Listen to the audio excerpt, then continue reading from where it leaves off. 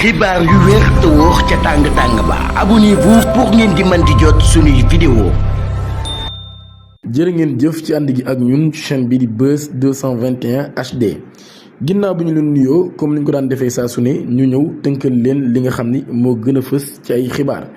dañ koy door rek mbirum Pierre Robert mi nga xam ne ab restaurateur français la ñu xam ko ci tur bi nga xam ni moo di Peter Baptou moom mii nag daal mu daan nekk ci ab enquête franco-sénégalais ci ab vaste réseau criminel présumé ñu ngi koy toppee nag ni dafa diriger entre 2016 ba 2024 ab système d'exploitation des mineurs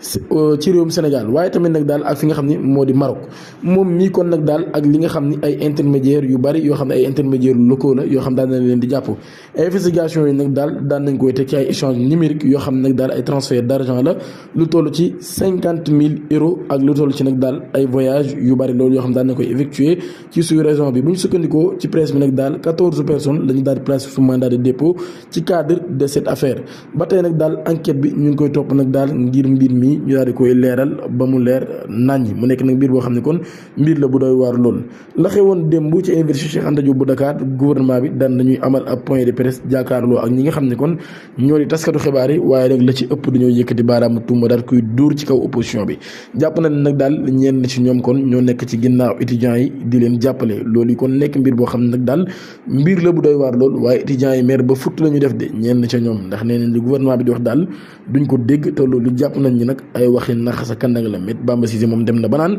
gaaya ci boppam ay cocktail molotov lañ yoroon ak yu ni mel waaye ñenn ñi daal nee nañ loolu moom mënuñu koo dégg ndax cocktail molotov ci boppam ñoom ñi ñoo ko indi seen yëfa délégation judiciaire Pape Cheikh Diallo Djibi Dramé daan nañ leen génne fa ñu nekk ca kaso ba par la brigade de Kër Massar ginnaaw ba nga xam placé nañ leen sous mandat de dépôt lundi dernier pour association de malfaiteurs